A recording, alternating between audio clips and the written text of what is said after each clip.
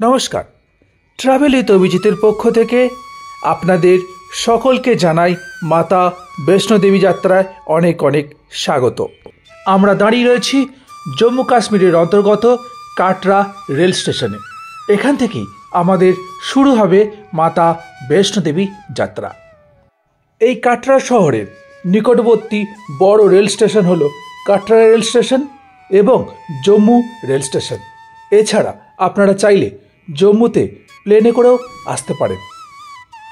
তারপর সেখান থেকে বাস অথবা পার্সোনাল গাড়ি করেও এসে পৌঁছে যেতে পারেন এই কাটরা শহরে।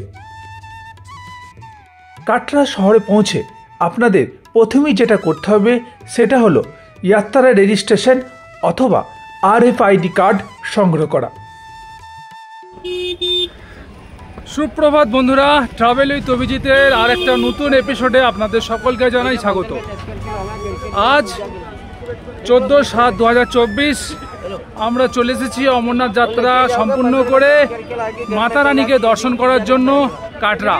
এখান থেকেই শুরু হচ্ছে আমাদের মাতা রানীকে দর্শন করার জন্য লাইন। সামনেই রয়েছে মাতা রানীর গেট। এখান থেকে আমরা যাব একদম উপরে মাতা রানীর গুহায় মাতা রানীকে দর্শন করতে। তো সবাই প্রেম সে বলো জয় মাতা দি। এই হচ্ছে মাতা রানীর যেখান থেকে যাত্রা শুরু হচ্ছে সেই মেন গেট। আমরা এখন লাইনে লেগে গেছি। সামনের এই গেট দিয়ে আমরা ভিতরে প্রবেশ করব RFID ট্যাগ চেক করিয়ে। তারপর শুরু হবে আমাদের প্যাদল যাত্রা। এখানে কয়েকটি বিষয় আপনাদেরকে অবশ্যই জানিয়ে রাখা দরকার। আপনারা কাটরা শহরে যে RFID কার্ড সংগ্রহ করবেন সেটার ভ্যালিডিটি থাকে 6 ঘন্টা, অর্থাৎ কার্ডটি সংগ্রহ করার 6 ঘন্টার মধ্যে এই গেট আপনাদের অতিক্রম করতে হবে।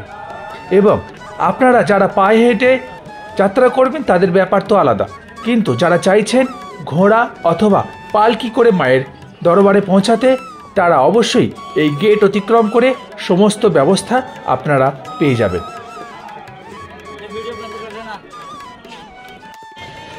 তো আমরা এখন মেন গেটটা ক্রস করে হাঁটতে শুরু করে দিয়েছি। ঘড়িতে এখন সময় সকাল 8টা। তো দেখা যাক মাতা রানীর দরবারে পৌঁছাতে আমাদের কতক্ষণ সময় লাগে, আর রাস্তার সমস্ত বিবরণ আমি আপনাদের সঙ্গে দিতে যাব। তো চলো আর প্যার সে বলো জয় মাতা দি, জয় মা বৈষ্ণো দেবী।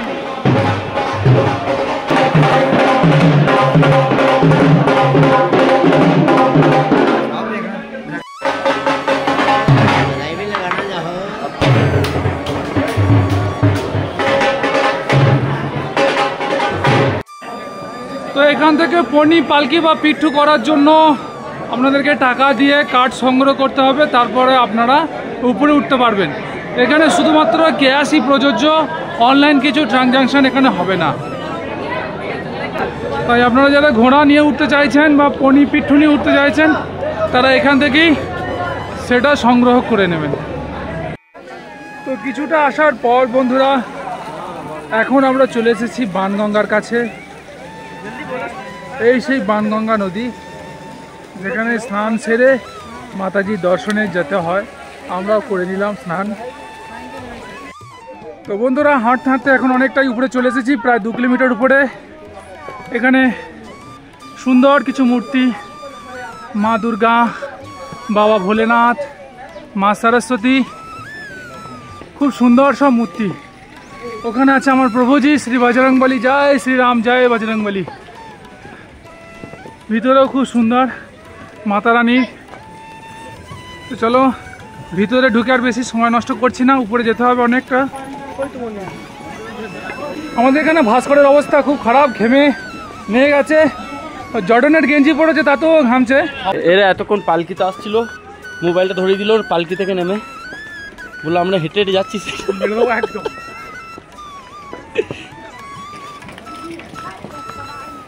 जय माता दी, प्यार से बोलो जय माता दी, प्रेम से बोलो जय माता दी, प्यार से बोलो जय माता दी, जय माता वैष्णो देवी की जय,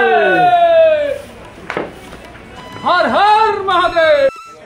হাঁটতে হাঁটতে এখন অনেকটাই উপরে উঠে চলে এসেছি। নিচে দেখা যাচ্ছে পাহাড়ের একদম পাদদেশ। যাই হোক, প্রায় 3 কিলোমিটার উপরে উঠে চলে এসেছি।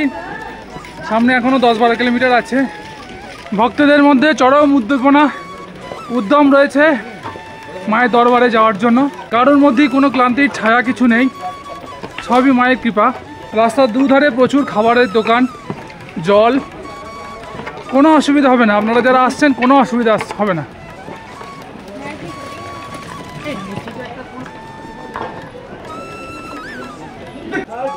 তো বন্ধুরা, হাঁটতে হাঁটতে এখন আমরা এসে পৌঁছে গেছি মাতার এই ভবনের কাছে। এখানে আমরা ঢুকলাম, মাতার দর্শন করলাম। খুবই ভালো জায়গা, আপনারা এখানে একবার ঢুকে মাতার দর্শন করতে পারেন। তো চলুন এবার আগে আবার রওনা দেওয়া যাক। এ প্রথম দর্শন।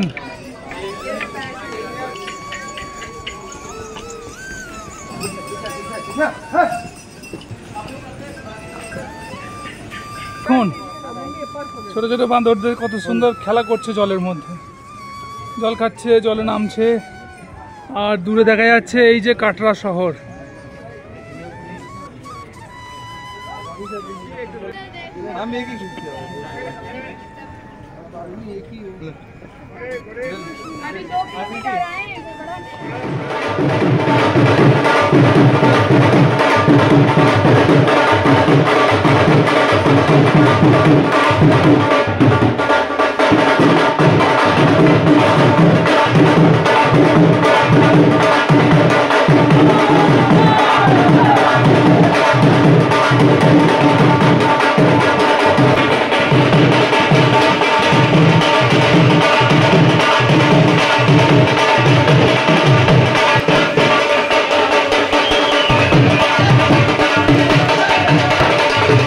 বন্ধুরা, আমরা এখন প্রায় 6 কিলোমিটার উপরে উঠে চলে এসেছি। এবার নিয়ে নিয়েছি সিঁড়ি দিয়ে একটা শর্টকাট। চলো চলো চলো, গুটিয়ে দিলে একটু ফুটো হয়ে যাবে।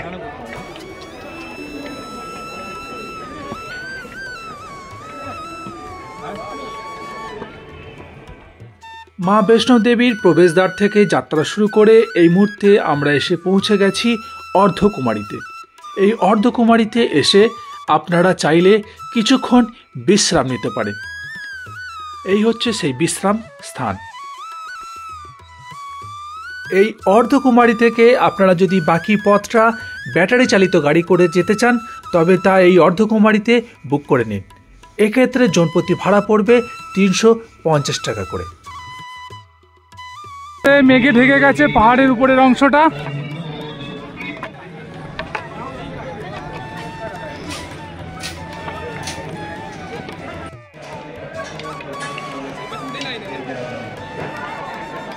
এখন আমরা রয়েছি অর্ধকুমারীতে। অর্ধকুমারীতে মায়ের যে গুহা আছে সেটা দর্শন করার জন্য পাচ্ছি আমরা কেটে নিয়েছি নিঃশুল্ক, অর্থাৎ কোনো পয়সা লাগেনি। কিন্তু সমস্যা হচ্ছে একটা 24 ঘন্টা পরে আমাদের টাইম চলছে। এখন ওখানে চলছে 300 নম্বর সিরিয়াল, আমাদের আছে 471 নম্বরে। তার মানে প্রায় কাল সকাল হয়ে যাবে। দেখা যাক, তার আগে যদি মায়ের দর্শন, উপরে মন্দিরে দর্শন করে এসে, বাবা ভৈরবনাথের দর্শন করে এসে যদি সময় পাই তো অবশ্যই আমরা গুফায় প্রবেশ করব। তো চলো দেখা যাক কি হয়।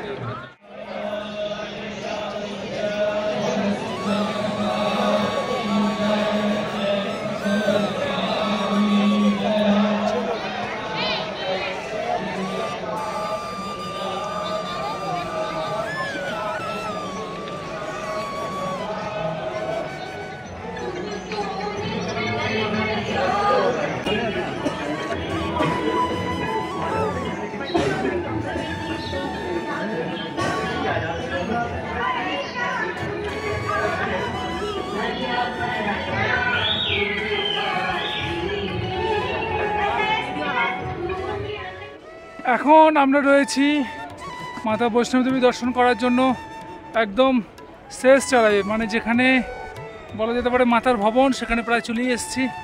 নিচে আমার পিছনে দেখা যাচ্ছে কাটরা শহর। তো চলো, আর একটুখানি বাকি আছে, তারপরেই আমরা পেয়ে যাব মাতা রানীর দর্শন। তো সবাই মিলে বলো জয় মহারানী, জয় মাতা রানী, জয় মাতা দি, জয় মা বৈষ্ণব দেবী। তো বন্ধুরা, এখন আমরা চলে এসেছি মাতার ভবনের একদম কাছে, আর হয়তো কিছুক্ষণের মধ্যেই আমরা মাতাকে দর্শনের জন্য লাইন দিয়ে দেব। क्या है লকার यहाँ से ही এখানে লকার রুমে ব্যাগপত্র রেখে তারপরে যেতে হবে মাতার ভবনের উদ্দেশ্যে। তো চলুন, আর হয়তো আপনাদের সঙ্গে বা আপনাদেরকে আর কিছু দেখাতে পারবো না।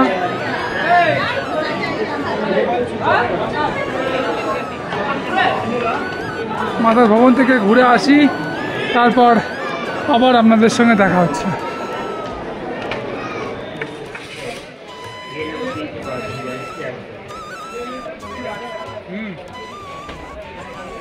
আমরা এই জাস্ট মাতা বৈষ্ণব দেবী দর্শন করে এলাম। সেখানে একসাথে মা কালী, মা বৈষ্ণব দেবী ও মা সরস্বতীর দর্শন আমরা করলাম। ঠিক মাতার ভবনের এই অংশে আছে মায়ের গুহা, এখানেই আমরা মায়ের দর্শন করলাম। তো এবার আমরা যাব বাবা ভৈরবনাথের দর্শনের উদ্দেশ্যে। তার আগে কিছু খাওয়া দাওয়া সেরে নিলাম, এরপর এই সোজা রাস্তা দিয়ে উপরে উঠে আমরা চলে যাব বাবা ভৈরবনাথের মন্দিরের দিকে। তো ওখানে যদি ক্যামেরা অ্যালাউ থাকে তো আমি বাবা ভৈরবনাথের মন্দির আপনাদের আমি দেখাবো। আপনারা যদি বাবা ভৈরবনাথের মন্দির এই হচ্ছে মাতার রোপওয়ে ভবন। করে যেতে চান তবে মন্দিরের এই অংশ থেকে তার টিকিট সংগ্রহ করে নিন। এই রাস্তা দিয়ে গিয়ে এই রাস্তা দিয়ে গিয়ে এই রাস্তাটা দিয়ে গিয়ে এই ভিতরে হচ্ছে মায়ের ভবন। যাই হোক, মাতারানীর দর্শন খুব সুন্দরভাবে পেয়েছি, খুব ভালো লাগলো। তো চলো, এই পর্যন্তই, আবার দেখা হচ্ছে বাবা ভৈরবনাথের মন্দিরে। এই মুহূর্তে আমরা ঠিক দাঁড়িয়ে রয়েছি বাবা ভৈরবনাথ মন্দিরের চত্বরে। মা বৈষ্ণব দেবী মন্দির দর্শন করার পর আরও কিছুটা উপরে আসতে হবে এই বাবা ভৈরবনাথ মন্দির আসার জন্য। কথিত আছে মাতা বৈষ্ণব দেবীকে দর্শন করার পর বাবা ভৈরবনাথের দর্শন না করলে এই মা বৈষ্ণব দেবী যাত্রা সম্পূর্ণ হয় না।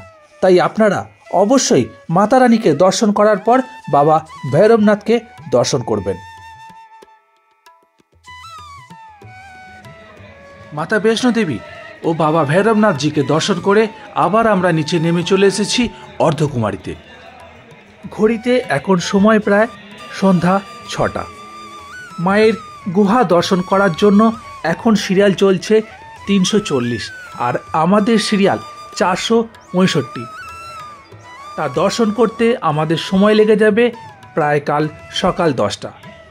তাই আমরা সিদ্ধান্ত নিই নিচে নেমে আসার, কারণ কাল সকালে আমাদের ট্রেন আছে কাটরা থেকে জম্মু যাওয়ার জন্য। তাই আমি বলবো আপনারা যদি একটা দিন হাতে সময় নিয়ে আসেন তাহলে সমস্তটাই দর্শন করে যেতে পারবেন।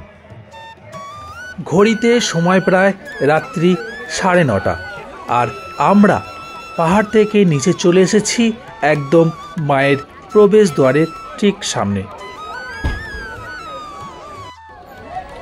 তো বন্ধুরা, সকাল 8টা থেকে আমরা হাঁটতে শুরু করেছিলাম, তারপরে সোজা গিয়ে অর্ধকুমারী, তারপর মাতার ভবন, মাতাকে দর্শন করে তারপর ভৈরবনাথজিকে দর্শন করে এখন আমরা নেমে এলাম আবার কাটরাতে।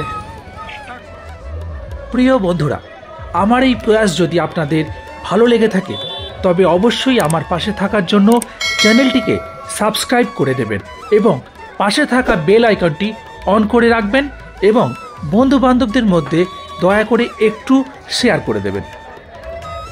আমার এই মাতা বৈষ্ণব দেবী যাত্রা সম্বন্ধে আপনাদের যদি কিছু আরও জানার থাকে তাহলে কমেন্ট বক্সে অবশ্যই তা জানাবেন। ভালো থাকবেন, সুস্থ থাকবেন। ধন্যবাদ। Do travel and stay alive.